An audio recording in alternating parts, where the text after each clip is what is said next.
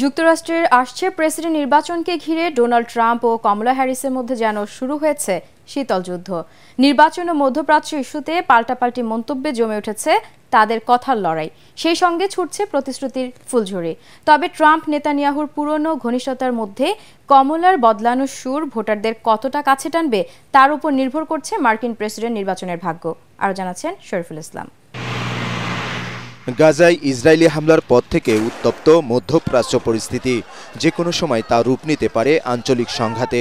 গাজায় যুদ্ধবন্ধে ব্যর্থ বর্তমান মার্কিন প্রেসিডেন্ট জো বাইডেন, তাই মধ্যপ্রাচ্যকে শান্ত করতে ভোটারদের নানা প্রতিশ্রুতি দিচ্ছেন রিপাবলিকান প্রার্থী ডোনাল্ড ট্রাম্প। গাজা ইস্যুতে সুর বদলেছেন তার প্রতিপক্ষ কমলা হ্যারিসও। একে অপরকে সমালোচনা করে বক্তব্যও দিচ্ছেন এই দুই প্রেসিডেন্ট প্রার্থী। ক্ষমতায় গেলে মধ্যপ্রাচ্যে শান্তি আনার সর্বোচ্চ চেষ্টা করব। বিভিন্ন কলেজে ছড়ানো ইহুদি বিদ্বেষের বিরুদ্ধেও লড়াই করব। নেতানিয়াহুর সাথে গঠনমূলক আলোচনা করেছি।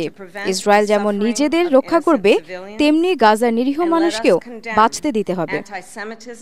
এদিকে বিভিন্ন জনমত জরিপে ট্রাম্পকে টক্কর দিচ্ছেন কমলা। জনপ্রিয়তায় ছাড়িয়ে যাচ্ছেন ট্রাম্পকে, যা নিয়ে উদ্বিগ্ন মার্কিন এই ধনকুবের। তাই কমলাকে নিয়ে বিষোদ্গার করতেও ছাড়ছেন না তিনি। কমলা একজন ইহুদি বিদ্বেষী এবং অযোগ্য। তিনি ইতিহাসের সবচেয়ে অকার্যকর ভাইস প্রেসিডেন্ট। কিভাবে একজন ইহুদি ব্যক্তি ডেমোক্রেটকে ভোট দেয়? তবে ট্রাম্পের বেশিরভাগ অভিযোগের সঙ্গেই বাস্তবতার মিল নেই, কারণ কমলার স্বামী একজন ইহুদি। ট্রাম্পের সকল অভিযোগ উড়িয়ে দেন মার্কিন এই ভাইস প্রেসিডেন্ট। আমি ট্রাম্পের সাথে বিতর্ক করতে প্রস্তুত। সামনাসামনি তার সব অভিযোগের জবাব দিব।